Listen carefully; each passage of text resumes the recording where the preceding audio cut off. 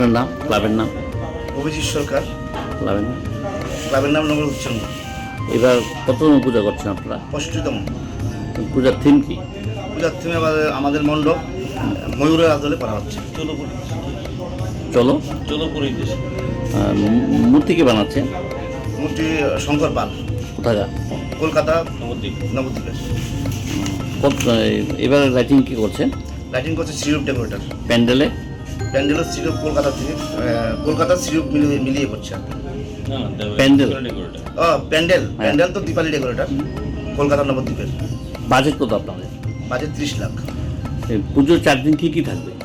পুজোর 4 দিন তো আমরা বিভিন্ন সাংস্কৃতিক অনুষ্ঠান রাখছি। পুজো 4 দিন? তারপর বিভিন্ন সামাজিক কাজকর্ম করবো, যেমন রক্তদান শিবির, দুস্থদের মধ্যে বস্ত্রদান, তারপর আপনার স্বচ্ছ ভারত অভিযান, নেশা বিরোধী অভিযান, বিভিন্ন পদক্ষেপ আমরা নিয়েছি।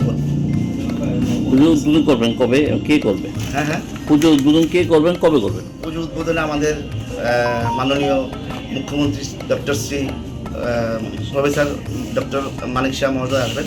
সাথে থাকবেন আমাদের বিধানসভার অর্থমন্ত্রী শ্রীযুক্ত প্রণয় সিংহরা মহোদয়, আমাদের মাতার বাড়ির জনপ্রিয় বিধায়ক শ্রী অভিষেক দেবরায় মহোদয়, মাননীয় ডিএম সাহেব গোমতী জেলা, এবং মাননীয় এসপি সাহেব গোমতী জেলা।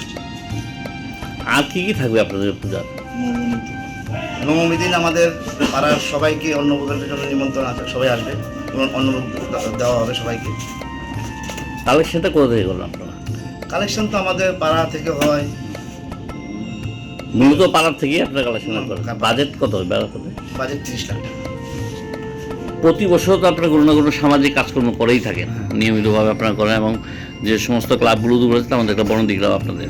এছাড়া আপনারা কী করেন সারা বছর? কী কর্মসূচি আপনাদের থাকে? সারা বছর তো আমরা বিভিন্ন সময় আমরা রক্তদান শিবির করি, দুস্থদের মধ্যে বস্ত্রদান করি, তারপর বিভিন্ন সামাজিক বৃক্ষরোপণ করি, স্বচ্ছ ভারত করি, স্কুল আমাদের একটা স্কুল চলে, ওই স্কুলটার নার্সারির স্টুডেন্টরা আছে, ওদের মধ্যে বিভিন্নভাবে বই টই দিয়ে সাহায্য করি বিভিন্নভাবে।